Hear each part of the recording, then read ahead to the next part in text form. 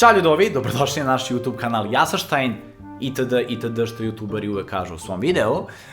Današnji video će biti malo drugačijeg tona. Pošto je današnja tema 5 stvari koje volim kod sebe.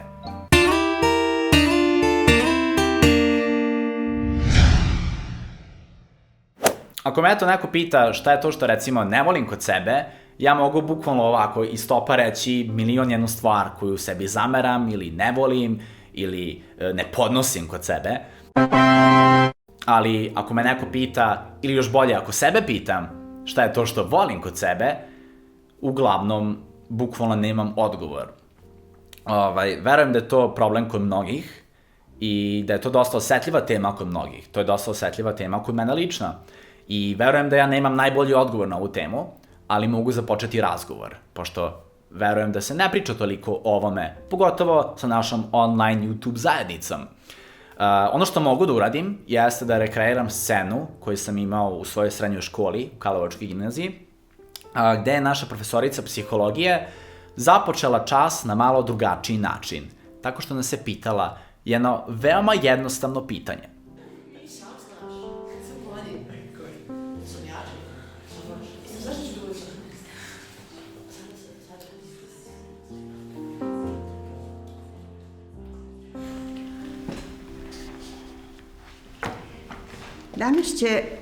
Današnji čas će biti nešto različit od uobičajenih. Želim da svako od vas razmisli i kaže o sebi da li i koliko stvari postoji koje voli kod sebe ili koje ne voli kod sebe. I šta mislite da su ostali odgovorili? Ne volim kod sebe što jako volim da se svađam. Ne volim što volim da se svađam. Ne volim kod sebe što sam jako tvrdoglava i retko kad može mi se dokaže da nisam u pravu. Recimo, jako sam neodlučan, to prvo. Pa, kao Manu bi rekao da sam jako lenj. Len pre svega, jako len, to ide 3 put najmanje. Da sam ponekad lenja, ponekad brzopleta. Previše pričam i prebrzo pričam i to je jako iritantno u nekim situacijama.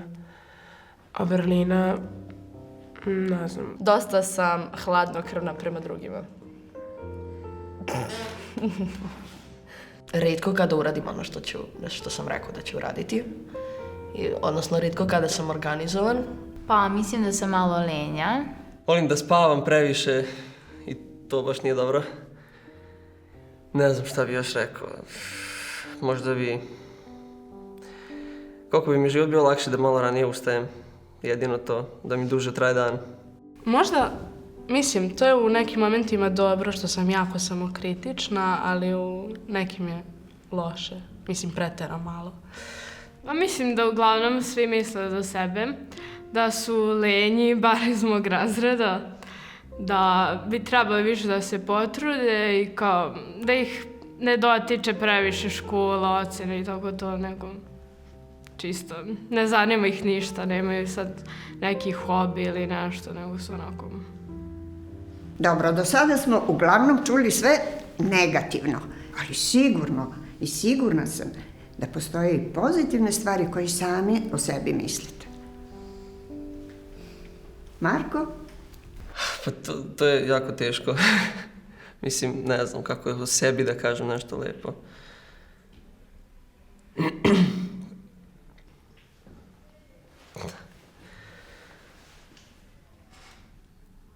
Ne znam, samo mi mozak, stvarno ne znam. U ovim...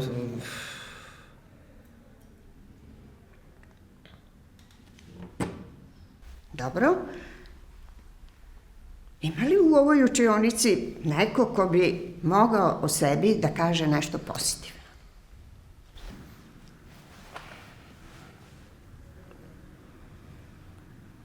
Stvarno ne bi znao.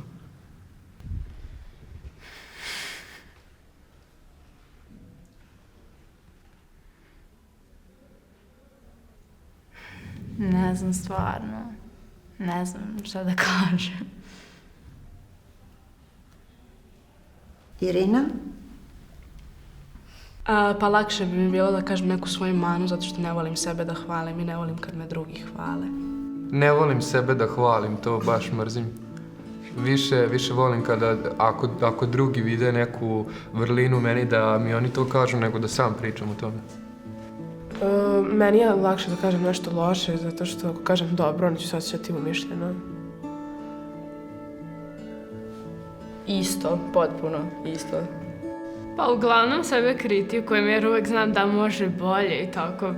Budem tako nekad prema sebi okruta, nažalost. A znam da to nije dobro, ali opet eto, imam momente. Ali mislim da to potiče od toga što sam jako veliki perfekcionista i zato što za mene nikada ništa nije dovoljno dobro odrađeno, a to uključuje i mene samu kao osobu i zbog toga sam jako samokritična. Slažem se. Mislim da je većina nas koja je svesna sebe dosta samokritična. Mada možda ima nekih ljudi koji apsolutno razmišljaju o tome i misle da su najbolji, ali dobro, postoje izuzeci svakako. Pitanje je eto, kada postajemo samokritični? Ja nisam recimo bio toliko samokritičan kad sam imao 6 godina. Pa verovatno neki pubertet recimo, kada postaješ malo svesniji sebe, promena oko sebe u smislu prirode, mislim da je to taj period. Pa uglavnom da, kao mogla si ovo bolje da uradiš. Zašto ti sad šta li će drugi reći na to što si uradila i tako. Uglavnom me zanima mišljenje drugih. Sve zavisi ko ti kaže i šta ti kaže i za šta. Jače kad ti kaže prijatelj, zato što toj osobi možda i značiš i onda ona to i govori iskreno iz najbolje namere. Ako je neka nepoznata osoba, onda zašto bi ti bilo briga uopšte šta kažu oni? Ne poznaju te. Jer ako je nepoznata osoba, osuđuju te samo na osnovu tvog izgleda, zašto te ne zna lično. Mene to ne pogađaju toliko komentari drugih, koliko me pogađaju moji unutrašnji glasovi, koji mi govore nisam dovoljno dobar, da ću failovati, da ko sam ja uopšte da bilo šta pokušam. Zašto se stalno toliko nerviram oko nebitnih u stvari stvari? To mi je nekako misao koja mi ceo dan u glavi. I uvijek preispitujem sve svoje odluke, zato što stalno mislim da su pogrešne. Uglavnom jesu, ali nema veze. Pa desi se ponekad da budem u fazonu šta ja radim, zašto trošim vreme, mogu bi nešto uraditi umjesto što ležim ili tako biti koristan. Nekome definitivno da. Kritikujem sebe. Mislim, evo, ja sam i dalje jako samokritičan i imam veoma nisko samopouzdanje. Ne volim sebe toliko da snimam i da slikam, postavljam na Instagram, Twitter, MySpace, YouTube, zvamo tamo, pošto, ne znam, ne volim da gledam sebe kako samog sebe hvalim.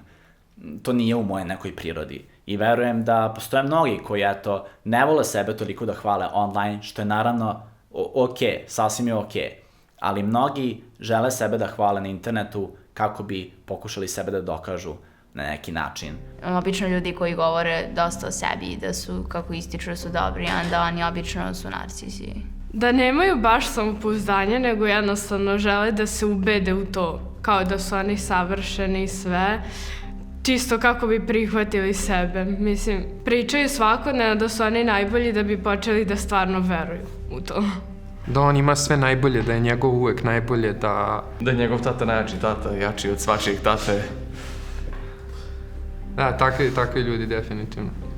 Da, kao umišljene osobe. Problem je, mislim, i u tome što pratimo previše online ličnosti koje sebe predstavljaju da su, eto, najbolji, najjači, najlepši, koji, eto, mere svoj testosteron i lepotu, pred drugim maloletnicima koji samo upijaju njihov ego. I dalje mi nije jasno zašto neko ima potrebu da sebe tako predstavlja. Ne znam, to je ta misterija. Nisam egomanijak, niti bilo šta slično, ali desi se da se možeš posvađati sam sa sobom par navrata kad ostaneš sam sa svojim mislima, da, to definitivno jeste. Ali da li je to, eto, razlog da ne mogu nešto lepo da kažem za sebe? Nemoguće da je samo to. Sigurno ima i pozitivnih stvari. I svako neka razmisli šta je to pozitivno što ima u sebi. Ne može biti samo negativno.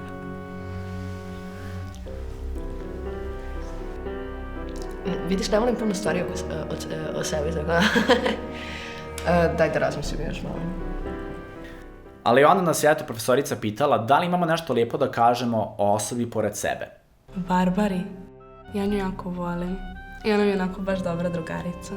Irinu mogu da pohvalim kao jako vrijedno dete, jako lepo peva i... Vrlo je simpatična i pozitivna, naravno jako talentovana, ali prvenstveno je baš dobra osoba. Predobra osoba, ja ne znam, ona je meni jedan od najboljih prijatelja i mislim da ćemo zauvek ostati tako bliski, jako mi je drago zbog toga, jako sam zahvalna. Luka mi daje dobar vibe u smislu da je kulturan i inteligentan, s obzirom da ga ne poznajem, ali to je moj prvi utisak o njemu. I da, dobro znam da glumi. Visok si, ja tu. Mina je jako duhovita, na prvom mjestu. Nas dvije smo stalno zajedno, 24/7, bukvalno. Lena je jedna jako dobra i pozitivna osoba, ali ima jako nisko samopouzdanje i mislim da je šteta. Jelena je isto jedna jako dobra osoba, ali zavisi prema kome i šteta je što je jako odbojna prema drugim ljudima i što ne da svima da je upoznaju, jer ja mislim da ju je vredno upoznati i najbolja mi je drugarica. Pa, jako je društven i zanimljiv, ima nekad dobre fore. Mina, volim te.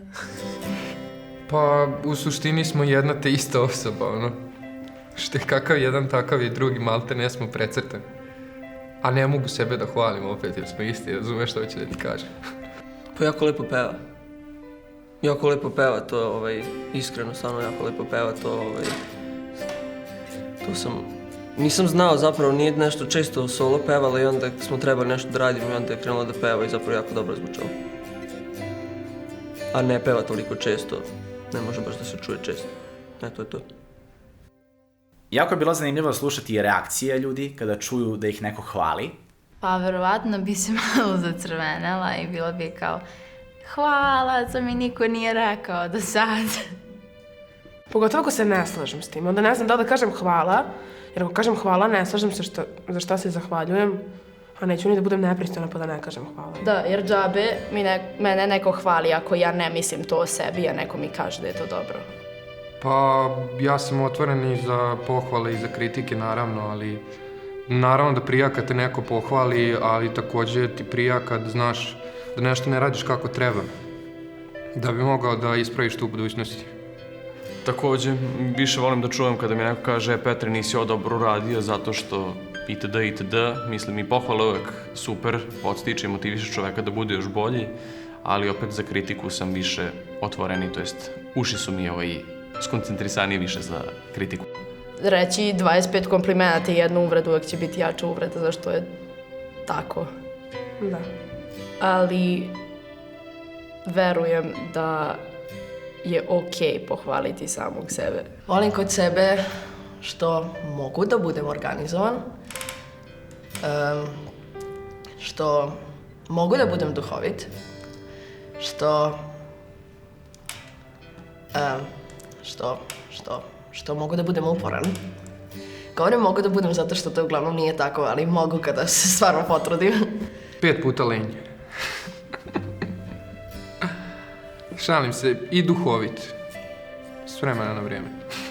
Volim kod sebe što kada zacrtam neki cilj, moram da ga ispunim i tako nikad ne odustajem. Eto, to volim. Osjećam se dobro. Zadovoljna sam s sobom trenutno. Volim što sam otvorena i druželjubiva i volim da upoznam nove ljude. Dobar prijatelj, lojalna osoba. Pa smatram da ono što mislim o sebi može da ostane samo za mene, u mojim mislima. Ne mora to niko da zna. Inače sam stidljiva ovako kada nekog upoznam, ali posle kada duže vremena provedem s nekim, onda tek mogu da više pričam sa tom osobom.